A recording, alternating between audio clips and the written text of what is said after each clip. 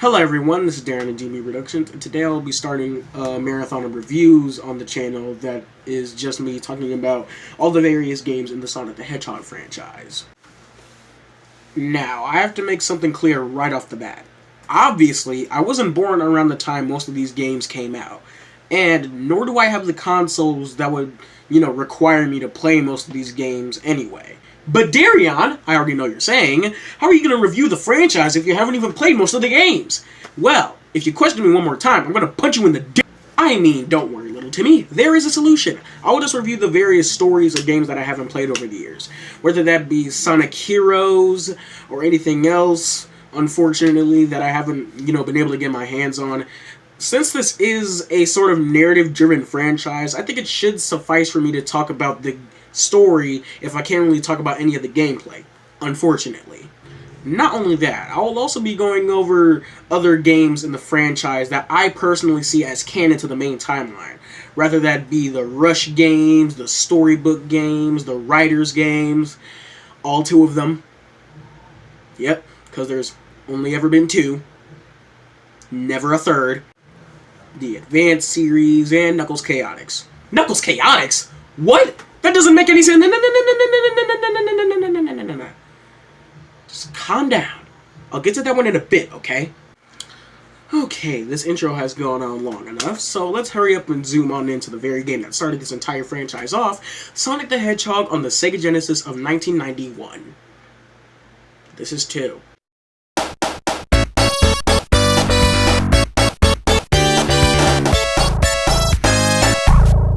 Now, the plot to this game is pretty simple. Sonic roams around the island of South Island. I'm not kidding. That's the actual name of the place. Where he discovers an abundance of robots that have small little woodland creatures trapped inside of them. He roams around the area until he runs into the evil Dr. Robotnik. Yes, I said Robotnik, not Eggman. Frankly, I'll call him whatever the freak I want throughout this marathon because it's the same character. Who honestly cares? And he's after the Chaos Emeralds, ancient gems that hold unlimited power. And once he gets all of them, he will just make this world his own mechanical monarch that he will rule over like a god. Plain and simple. We just gotta stop that. Now, Sonic the Hedgehog on the Sega Genesis is a fast-paced 2D action platformer. But I use fast-paced pretty loosely when it comes to talking about this game specifically. You see, there was a speed cap placed on Sonic because game designers thought he was a little bit too fast, so they put the speed cap on him so he wouldn't break the limits of the Genesis. Now, this isn't that big of a problem for me, per se, because it more or less hinders on the fact that, in these classic games specifically, speed is something you earn instead of outright abuse. What I mean by that is you get used to like the controls and the layouts of the levels and whatnot, and when you want to replay most of these stages, because if you're like me and just have nothing better to do during this entire situation, you just might, and you get rewarded for clearing any of these levels in 2 minutes when it would normally take you like 5 to 6 minutes. Now, later games in the franchise, like the Boost games, more or less throw out the mentality of speed is something you earn, but that's okay, because most of those games have a good understanding of these three things that make a Sonic game pretty enjoyable. Platforming, speed, and my favorite, exploration. Hey, I got a little game for you. Why don't you take a shot every time I say the words explore or exploration within this video? I guarantee you will die. Now, this game in particular mostly focuses on the whole platforming end of the spectrum, and it's a little disappointing, but I'm not going to hold it accountable for anything because it's the first game in the franchise. You're not going to get every single thing in one go. Now, the only stages in this game that actually start to piss me off are Marble Zone and Labryinth Zone. Now, people hate on these levels because, like, of the difficulty and whatnot, and I agree. These levels can really be unfair sometimes, but the main thing that annoys me about these is that they are so slow and so boring. Now, I know I said that the speed cap being placed on Sonic in this game and it overall not being super fast wasn't a problem for me, but in the case of Marble Zone, you're just slowly pushing platforms, waiting for platforms to drop for you, and then just waiting on this river of lava for you to drop on other platforms, and it gets really tedious. The only admiration I can actually give this level is the amount of exploration you can do. There are some spots that I've found by complete accident, and admittedly, if you were to not replay it at all, you probably would not have been able to find most of these spots. Now, in the case of Labryinth Zone, it's worse, because it's every Sonic fan's worst enemy! Water levels! God, why did you have to give this to us? Now, this stage right here completely breaks the game's pacing. And Sonic can't swim! The only reason he can't swim is because the original creator thought that hedgehogs could not swim. But they can! Look it up!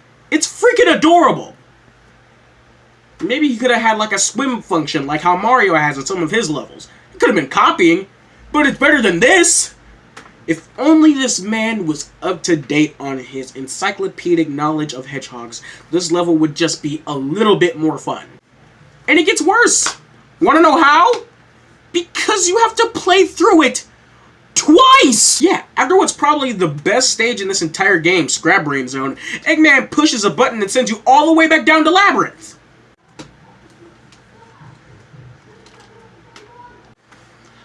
Also, I speak for all Sonic fans who have died at the hands of that old bubble trick. You know what I'm talking about. Okay, doing good, doing good. Let's just go ahead and, get some more air. I'm already got plenty, but, let's be safe. Let's just be cautious about this. Take your time. What? Okay. Oh, alright. Come on. No fooling around. Come on.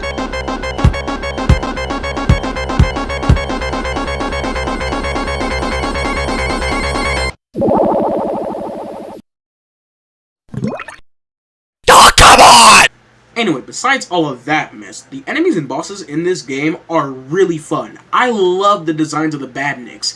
Each and every one of them have this cute little animal design to them, and it's really charming. I especially love the detail that whenever you roll into them or jump on them, little animals pop out that were trapped inside of them. I love that attention to detail. The bosses in this game were never particularly hard or easy. They all had this nice little middle ground, except for the final boss. I'd be lying if I said that it didn't catch me slipping a couple of times. And something that should be admired between all Sonic games, even when he's bad, even when he's mediocre, the music in Sonic games are almost always good. And for the first game in the franchise, these tracks are amazing. I love Labryinth Zone's music. It is just beautiful to listen to.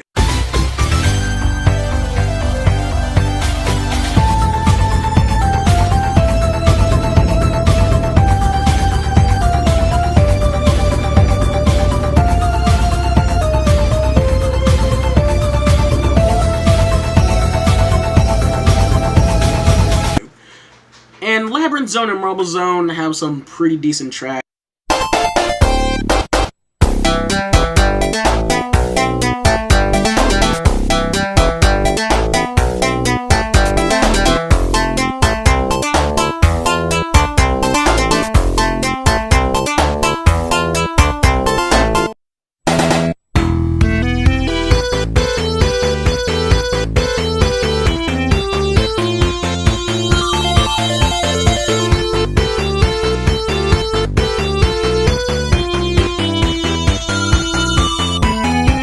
But I'm pretty sure the one that will stick with everyone after coming off of this game, especially for the next 2 or 3 decades, is Green Hill.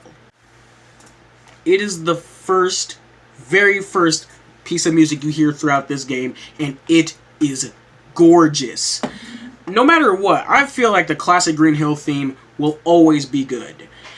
No matter how repetitive it gets. Seriously, Sega, listen to me. Stop putting Green Hill in games. I love Green Hill. I love it to death. But it's like pizza. I like pizza a lot.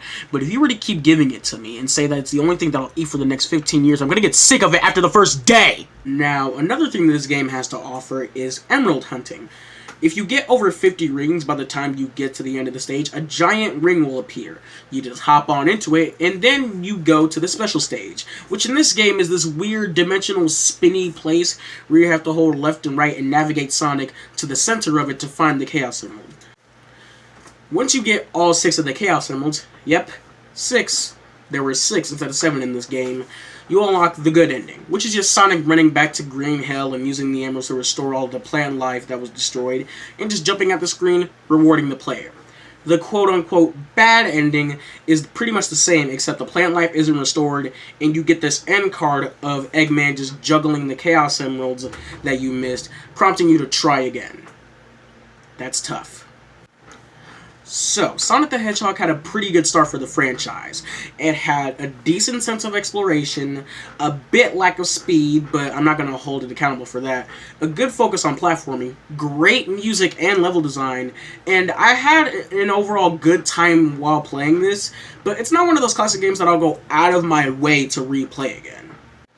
So, that took an undisclosed amount of time that I don't feel like looking at right now. So, let's hurry up and move on to what is said to be the best Sonic game ever made. Heads up, it's not. Sonic the Hedgehog 2.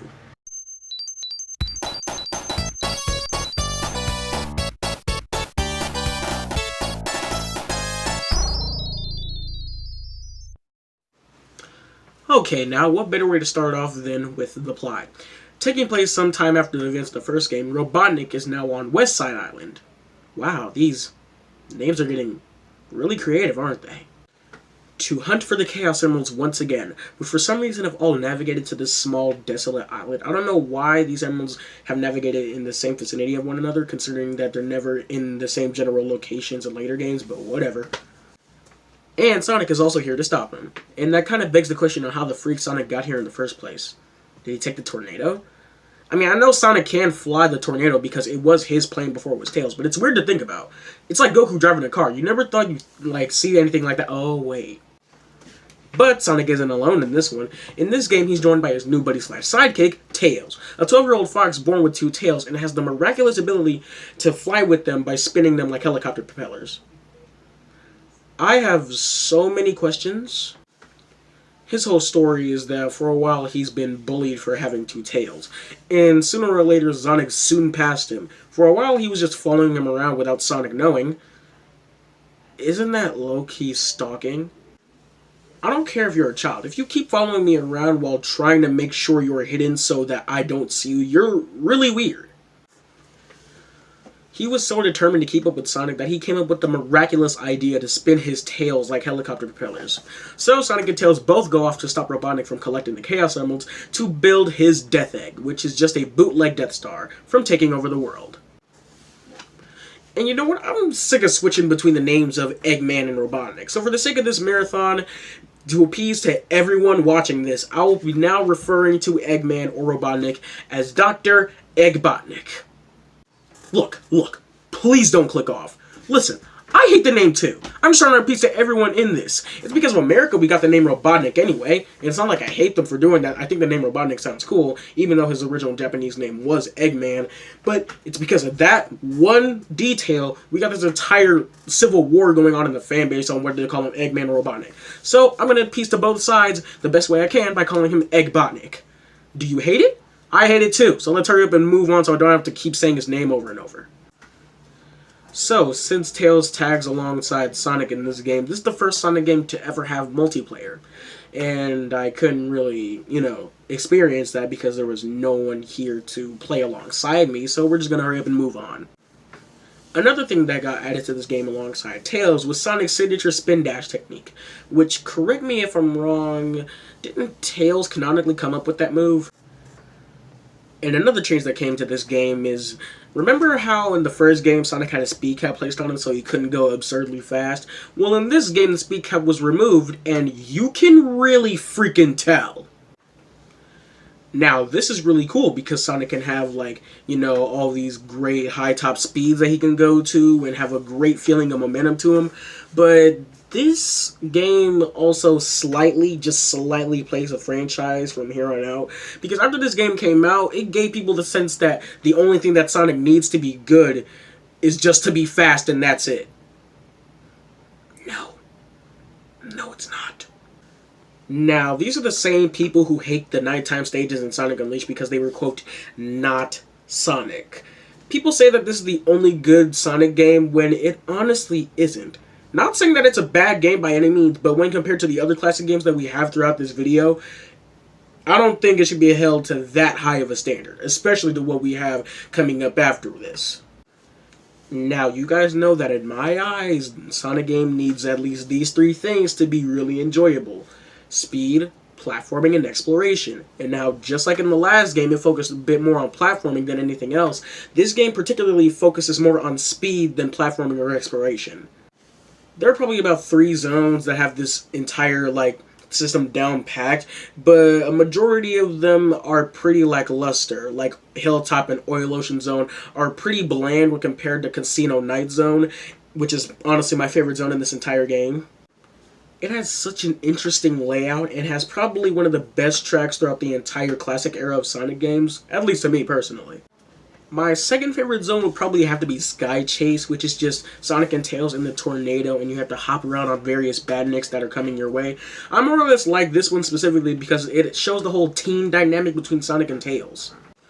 Sooner or later, we make our way over to the Death Egg Zone, where we fight Mecha Sonic. Not Metal Sonic, Mecha Sonic. After we defeat him, Sonic chases down Eggbotnik, who for some reason is able to outrun him and make it all the way to his Death Egg robot.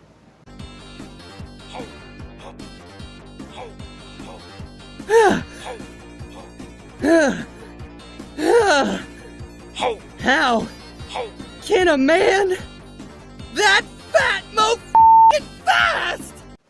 The Death Egg Robot boss fight is a pain in my ARs. It is really time consuming, and what makes it worse is that you don't have any rings while fighting it, so it's a one-hit kill. Another thing that makes a return in this game is emerald hunting, and I know I didn't exactly give my full thoughts and experiences on what I thought of the whole special stages in the first Sonic the Hedgehog game, mostly because I felt kind of indifferent towards it, but at times for me it did get really tedious. But in this game specifically, I hate the special stages. Instead of going around in this spinning dimensional place, Sonic and Tails go down through this pipeline to collect a set of rings, and this is terrible. Sonic is so stiff to control while in this, and it's even worse when you have Tails. Tails can collect his own set amount of rings too, and that may sound helpful at first, but then once you take into account that the fact that Tails can also get hit, and once he gets hit, he loses all of his rings. So, once you collect all 7 Chaos Emeralds, yeah, I said 7 Chaos Emeralds this time. For some reason there are 7 now. It's almost like they're trying to emulate the properties of a popular shonen franchise that has a character that can get powered up and have yellow spiky hair. Nah. So yeah, once you get all 7 Chaos Emeralds, you not only get the good ending, but you also unlock Super Sonic. What's Super Sonic, you may be asking? Well, all you have to do is collect 50 rings and jump, and then... well, how about that? Super Sonic is faster, has a higher jump, is invincible, but can still die by drowning, falling into bottomless pits, getting crushed, etc. While you can transform into Super Sonic, it does have a time limit though. Once you're in the Super Sonic form, you slowly see your rings start to deplete. Now you can collect more rings to increase your time, but inevitably you will run out of rings. And it's incredibly sad when you're in the middle of a boss fight and you're sure you almost got him, but you de-transform, you have no rings, and then you get a sneak attack put on you. Tough. So, Sonic defeats the Death Egg robot, which then causes the entire Death Egg to explode. The good ending shows Super Sonic flying next to Tails, who was up in the tornado, but I honestly prefer the bad ending, which has Sonic falling to his death and Tails flying up to save him in the tornado. It shows how strong their friendship actually is, and it makes Tails look like more than just a weak sidekick. In fact, I made my own little headcanon that after Sonic defeated Eggbotnik, he ran out of energy, and then after the Death Egg exploded, he started plummeting towards the planet, which then prompted Tails to climb up in the tornado and go up and save him. So, overall, this game is mainly focused on speed, which doesn't leave a ton of room for exploration or platforming, but the inclusion of Tails, the Spin Dash, Super Sonic are all pretty good, but this is far from the greatest Sonic game. It's enjoyable in its own right, but I hold it just slightly below the first game. Okay, so after what people call the greatest Sonic game ever made, we have to make a slight detour from the Sega Genesis on over to the Sega CD with Sonic CD.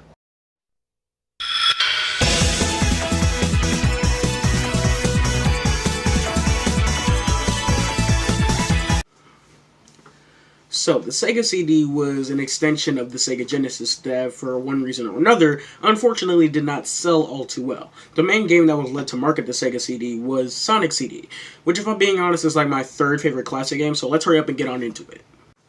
So, the plot of Sonic CD is that Eggbotnik has returned and chained Little Planet. Yes, Little Planet. A miniature planet that Robotnik somehow was able to chain to our planet's surface. And instead of using animals to power up his robots, he's using plants now to try and take over Little Planet since he failed to conquer this one so many times.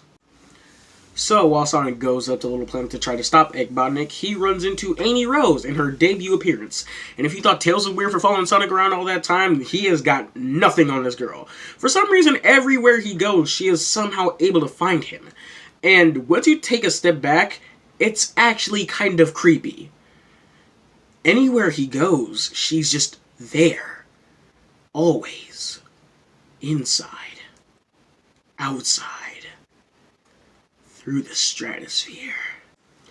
He tries to avoid her as best as he can while running around destroying robots and trying to stop Eggbotnik's plan. So, Eggbotnik... God, I really hate saying that. Eggbotnik's whole plan this time is to house the power of little gems that are native to Little Planet called Time Stones, which allow him to travel through various points in the planet's history. And that more or less ties into this game's whole gimmick. Time travel. You have to run past these signposts that read past and or future, and when you run past these signposts, you have to pick up speed in order to go to the past or the future to destroy these generators that Eggbotnik left behind for him to, eventually take over. But that in itself is a little complicated to do because of... Well, remember how in the first Sonic game, Sonic had a speed cap placed onto him? Well, in this game, the speed cap is back. And with that speed cap placed on Sonic, it makes it really hard to go at his top speed in order to fulfill the whole time travel. Another thing that gets in your way of the whole time travel experience is the level design. Now, I love the level design of this game. It's one of the reasons why I hold it so high, like, compared to the other classic games that we just looked at. But the thing is that if you're hoping, like me, to experience the whole time travel thing, the level in itself can actually get in your way, like stopping you in your tracks because there's a wall in front of you, like falling platforms that caught you off guard, etc. Those two things really hold this game back from a lot of people experiencing all of what it has to offer. And I just want to know whose brilliant idea was to put the speed cap back on Sonic for this game when the main thing that we need to do is pick up speed in order to time travel. While we're on this topic, the level design in this game is still amazing. It has one of the most uniquely structured level design in any classic game that it's appeared in. And another reason why this is one of my favorite classic Sonic games is because you can do so much in these levels. And what I mean is, although the speed cap is placed on Sonic, there is a decent sense of platforming and my favorite, exploration. You can do so much exploring when within these levels. And the reason I make a big deal out of this is because when I have the opportunity to explore a level in a Sonic game, it makes me feel like I'm on an actual adventure. It makes me feel that the, planes that I'm running around are an actual environment that I can, just go anywhere I can. Normally I go on a straight path, but then I'm like, you know what? Let me go take the upper path, see what secrets are hiding up there. Or if I'm always high up in the clouds and whatnot, maybe I just want to take the low ground, see what secrets are hiding down there. Exploration is a really good thing to have in a Sonic game because it can be one of the 3 factors that can make it overall enjoyable. For me personally, like I said, I like exploring these layouts because it feels like a real environment. And it can also be a really good way of enriching the player to the overall layouts in the game in itself. And whenever a Sonic game is like, oh, just gotta hold right to get to the end goal, or just go in a straight line and you'll win, it's really, really, really boring. His new move in this game called the Super Peel Out, which is pretty much works the same way as a Spin Dash. It's a mechanic that's really supposed to help you to pick up your speed and whatnot for you to do the whole time travel situation. I know this may sound like right out of left field because, I'm honestly not good at structuring most of this, especially when I'm looking at an abundance of games back to back. Tails isn't in this game either. And that's because I'm pretty sure this game takes place in between Sonic 1 and 2. And like I said before, the Chaos Emeralds are really a part of this story, so we are hunting for the Time Stones. And these special stages in particular, I honestly really like. It's even cooler when you take into account that they, in a weird kind of way, also make a return in Sonic Mania. And not only does this game do exploration perfectly, it also has a good set of boss fights that are really unique despite, the amount of classic Sonic games we have.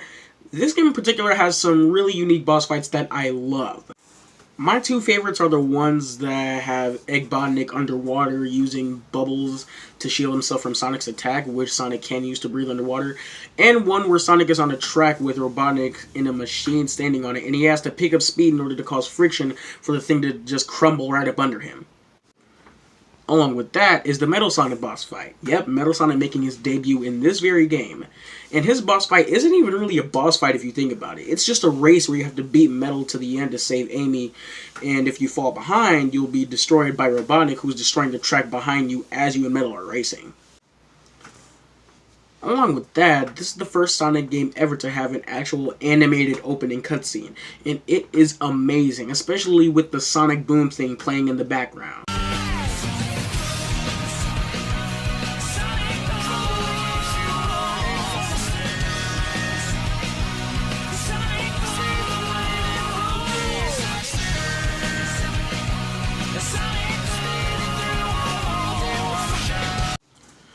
Alright, you should know the drill by now. If you get all the Time Stones, you get the good ending, which is this cutscene playing that shows Sonic running around Little Planet, saving Amy and escaping it while unchaining Little Planet from this planet's surface. And this one little part of the cutscene is just hilarious.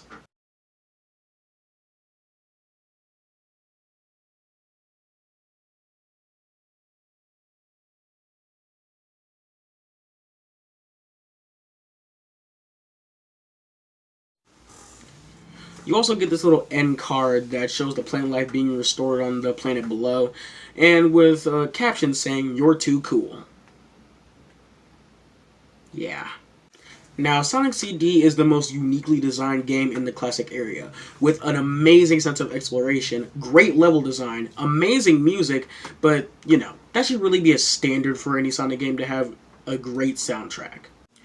And to those of you that still have your heads up your beeholes saying that Sonic 2 is the only good Sonic game, it's the greatest Sonic game ever made, sit down, relax, play this game.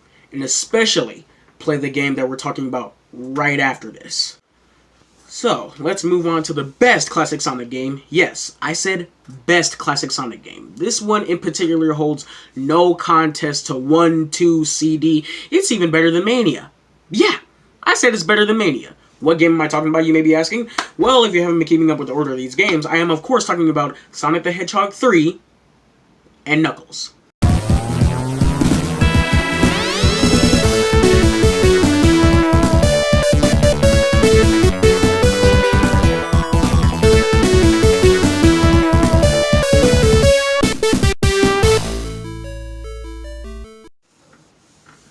Okay, what better way to start off with the best classic game ever made than with one of the greatest stories we have throughout the entire Sonic franchise. I'm not kidding. Calling it a plot isn't even doing it justice. I just love this story so much. Taking place sometime after the events of Sonic 2, it turns out that the Walmart Death Star didn't really explode. It just took some major damage and started plummeting towards the planet and crashed on Angel Island. Finally, these names for islands are getting actually creative. A magical island that floats in the sky, which, from the impact of the Death Egg, couldn't come up with a little pun there, managed to fall completely into the ocean. Eggbotnik then later stumbles across Knuckles the Echidna, the guardian of this island and its all-powerful Master Emerald, a mystical gem that has the power to control all 7 of the Chaos Emeralds. Eggbotnik, wanting a taste of some of that power, tricks Knuckles into thinking that an evil blue hedgehog and two-tailed fox are coming to this very island to steal his precious Master Emerald. So we then cut to Sonic and Tails wanting to check out Angel Island, and Sonic wanting to be a show-off transforms into Super Sonic, because at the end of the previous game, they had all 7 of the Emeralds. And then Knuckles has what is single-handedly the best character introduction in any Sonic game. I am not kidding.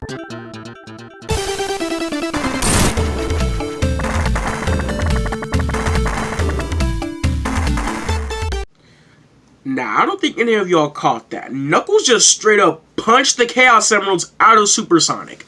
Do you know how powerful you have to be to one-shot Super Sonic? Not regular Sonic, Super Sonic? Now, some of y'all may just be saying, Darion, maybe Super Sonic was just caught off guard. Fam, Super Sonic is completely invincible. If he was caught off guard, that nigga would have stumbled back a few feet, not just straight up had the emeralds knocked out of him. So many people are always under the impression that Knuckles is just a weak character, and more of a background spectator when things get serious. But I just have to show them this clip to make them feel salty. Shows like Sonic X and Sonic Boom don't really properly display how powerful Knuckles actually is. If you can straight up punch the Chaos Emeralds out of Super Sonic, you are a god. Okay, now I still don't think y'all understand. Johnny, roll the clip again. Roll the tape. So after that incredible display of power from Knuckles, he steals the Chaos Emeralds and runs off with them and hides them in various places on the island. Which means emerald hunting is back. And I still hate it. But I can at least appreciate it that, you know, there's an in-universe reason for why we have to go find the emeralds again. And this is the first Sonic game to have in-game cutscenes. So while you're running around the levels, you see Knuckles, like, getting in your way, sending you to various zones, and just straight up being a dick. All in his pursuit to protect the Master Emerald, which sooner or later we make ourselves on our way to the Master Emerald Shrine, where we see Eggbotnik betray Knuckles and try to steal the Master Emerald. He electrocutes Knuckles and goes on his way to power up the Death Egg with the Master Emerald. Knuckles sees the errors of his ways and tries to help Sonic and Tails stop Eggbotnik, where they defeat him, regain the Master Emerald, and restore Angel Island back into the clouds. And you want to know how I got all the story details? Just by watching the in-game cutscenes. This story is so perfectly told without having to use a single line of dialogue, and it is flawless. Not just the cutscenes, the levels give good insight into what is happening around you, like in Angel Island Zone. Once Eggman realizes that Sonic and Tails are here, he sets the entire forest ablaze, like Jesus Christ. Now, let's put this game to the test of the old speed, platforming, and exploration spectrum. Now, Sonic 1 focused more on platforming, where Sonic 2 focused on speed, Sonic CD was more on exploration. This game in particular has a complete focus on all three. And I'm not talking about just in like some of the levels. Every level is designed to have these three things in mind, and it is perfect. And the graphics and in-game sprites still look amazing to this day. I like this whole... This is gonna sound weird, but I like the little chubby exterior that Sonic and Knuckles and Tails have throughout this game. And just visually in the levels, it still looks fantastic. One of my visually favorite levels is Sandopolis. Now, I know people hate on this level, but I honestly don't care. It looks amazing and the music is great. Speaking of the music, this has to be the best soundtrack to any classic game ever made. I am being completely serious. Some of the absolute best being Flying Battery Zone and Sky Sanctuary.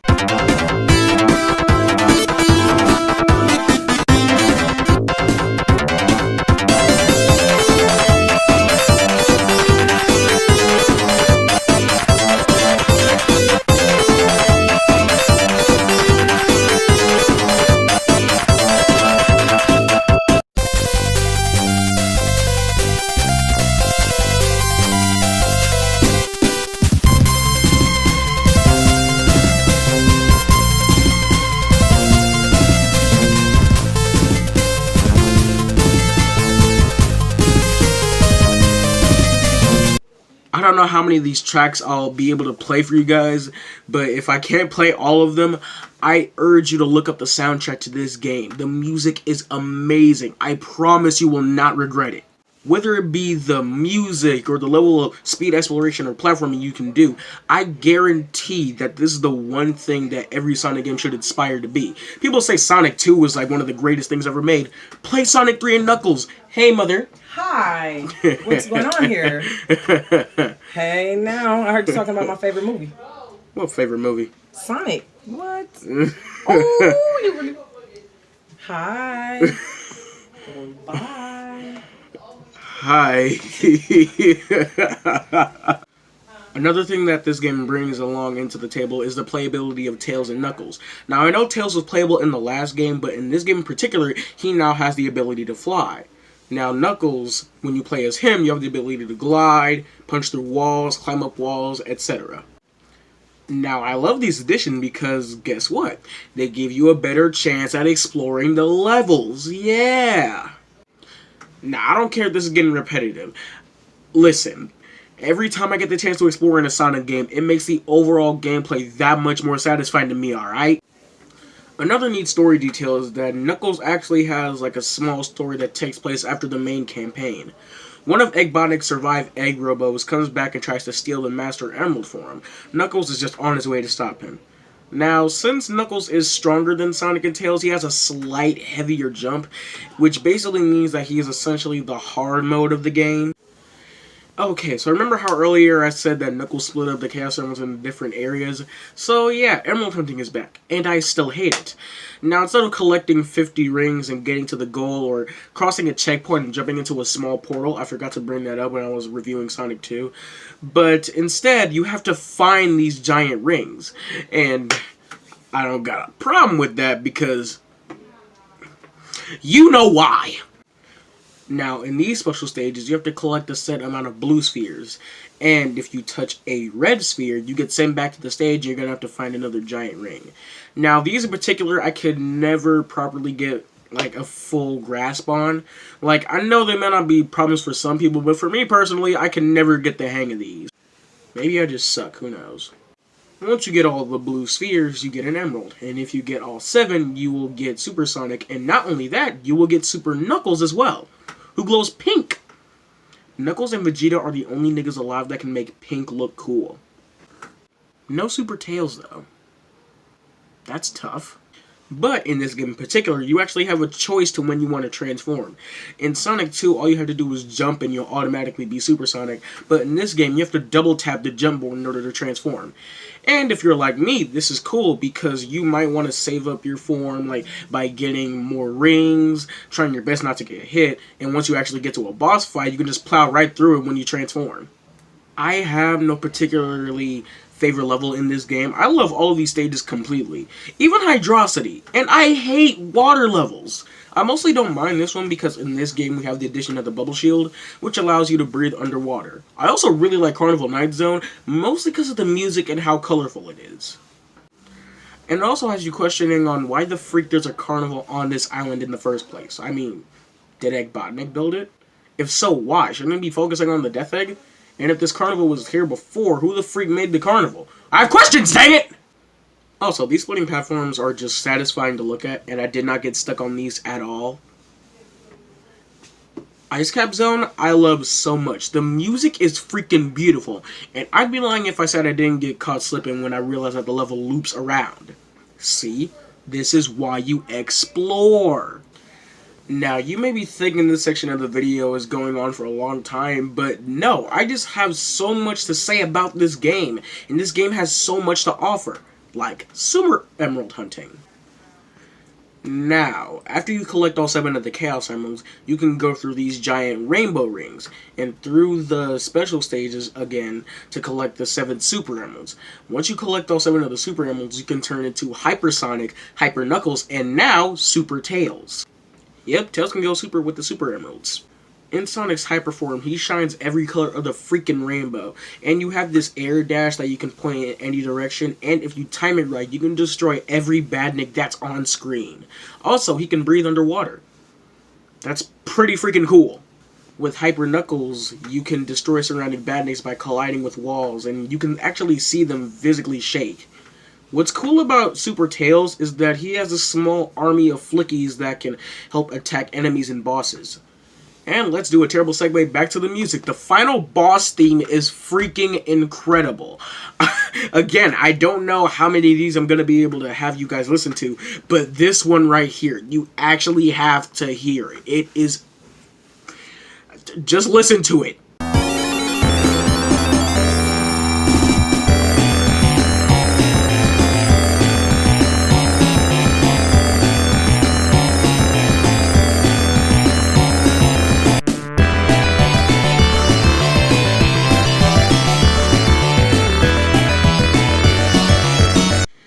Now, if you get all the Super Emeralds and Chaos Emeralds, you get the good ending, which is Sonic, Tails, and Knuckles restoring Angel Island back up into the sky, Sonic and Tails flying off with Knuckles stopping by, being thankful for their help. Now, if what I just said didn't convince you that this is the best classic Sonic game, I don't know what will. Each level is amazing, the music is fantastic, the storytelling is astonishing, and it has an amazing focus on platforming speed and exploration. This game all around is a masterpiece, and is something that all Sonic games, 2D and 3D, should try to aspire to be. So that's it, right? We looked at Sonic 1, 2, CD, 3, and Knuckles, but... incorrect, we are not done. Before we get into the 3D games, like Adventure 1 and 2 and beyond, we're going to take a brief look at Knuckles Chaotix and the Advance series. Because, you know, like I said earlier, this is... overall marathon is not just about the Sonic games, it's where I personally think these games fit in the timeline. So, let's start this off with Knuckles Chaotix.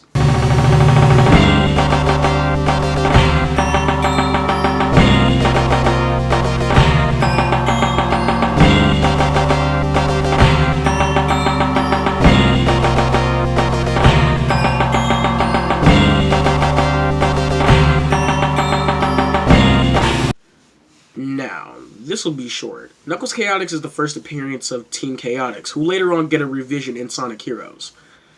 Well, Vector, Charmy, and Espio specifically. Sorry, Ray.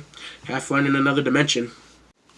The story consists of Knuckles finding this island that Eggbotnik is trying to take over. He frees the captured Chaotix team, and they all team up to go stop Eggbotnik and his rebuilt Metal Sonic.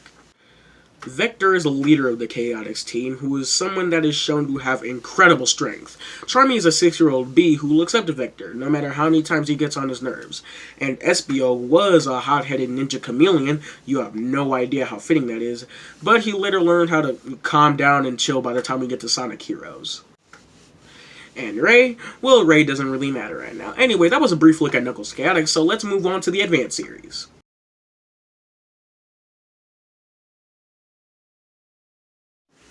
Now, when I say small look, I'm specifically going to look at the first two games. Since I didn't play them, I'll just take a small look at the stories. Now, this will be really short because in these games, there's not a huge emphasis on story until we get to Sonic Battle, but that'll be for later. This, canonically for me, that is the first time we see our characters with their new redesigns. That for some reason, a lot of people object to like a bunch of kitty cats, and I have no clue as to why.